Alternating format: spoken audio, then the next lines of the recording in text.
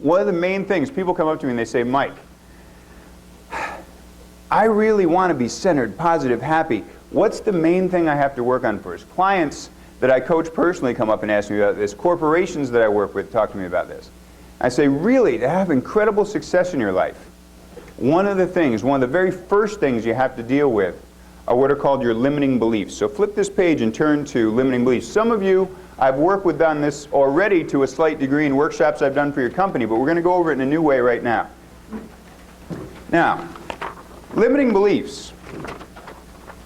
A limiting belief is a belief you have that tells you why it's not possible.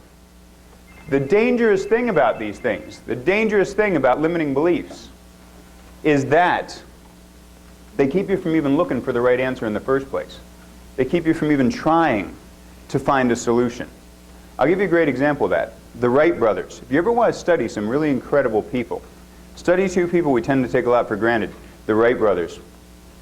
You know, before they invented flight, society had a tremendous amount of limiting beliefs about flight.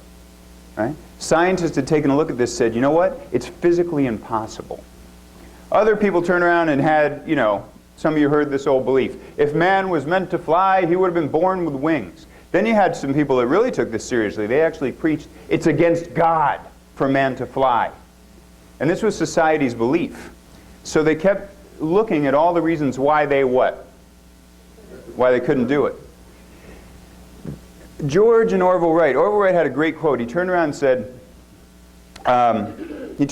I have been for some time afflicted with the belief that man can fly. And they worked on this.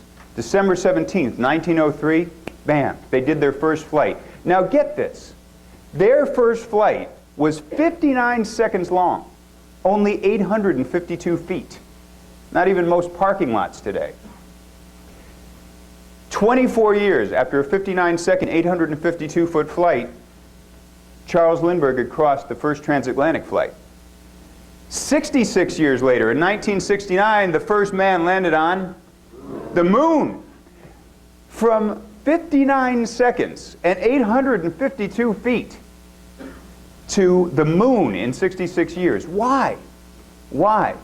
Because once the Wright brothers overcame that limiting belief, they caused society to ask different questions. Jot that down for yourself in your notes. They caused society to ask different and better questions. They went from asking, why can't we, to what? How can we? How can we? And all of a sudden, the best minds in the world went to work on this, and solutions started coming.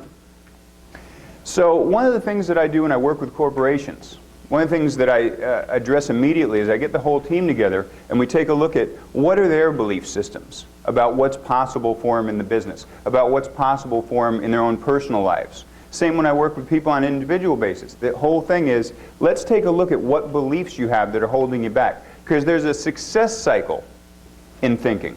In fact, flip the page and you're going to see the success cycle on the top.